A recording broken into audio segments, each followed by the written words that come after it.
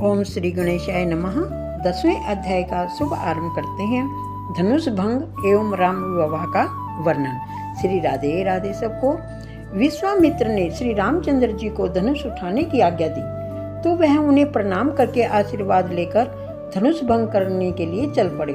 सीता जी प्रार्थना करने लगी कि इस बार धनुष पुष्प सा हो जाए। राम ने धनुष को वंदन करके उठाया और डोरी बांधने के लिए खींचा ही था कि उसके 2 टुकड़े हो गए।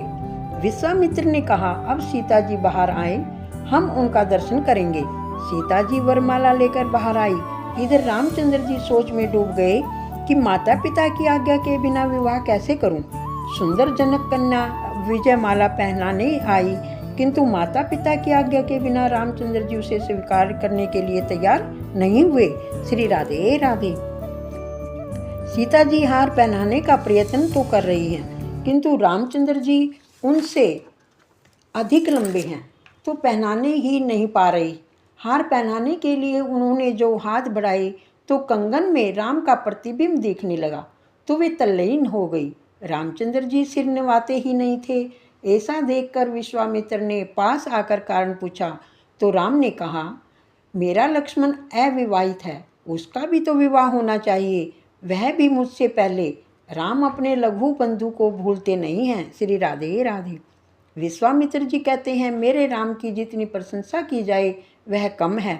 राजा जनक ने घोषणा की कि उनकी दूसरी पुत्री का लक्ष्मण के साथ विवाह स्वीकार कर लिया गया। जनक राजा के सेवक कुमकुम पत्रिका लेकर अयोध्या के हेतु अयोध्या की प्रजा के साथ जनकपुर आने का उनको निमंत्रण दिया। दशरथ जी का हृदय आनंद से भर गया। श्री राधे राधे। वे जनक सेवकों को पुरस्कार देने लगे तो उन सेवकों ने कहा, हम इन्हें स्वीकार नहीं कर सकते क्योंकि हम तो कन्या पक्ष के हैं। प्रातःकाल में वशिष्ठ और अयोध्या की प्रजा के साथ राजा दशरथ ने जनकपुरी की दिशा में प्रयाण किया। मार्ग में सुकून भी अच्छे हुए। 2 पवित्र ब्राह्मण मिले। सिर पर पानी की मटकी और बालक को लेकर आ रही सौभाग्यवती नारियां भी मिली। बारात जनकपुरी आ पहुंची। जनक और दशरथ का मिलन हुआ। राम लक्ष्मण को लेकर विश्वामित्र भी आए। दोनों पुत्रों ने पिता को प्रणाम किया। श्री राधे राधे।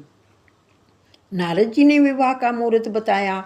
मार्ग मास के शुक्ल पक्ष की पंचमी और समय गोरज वेला।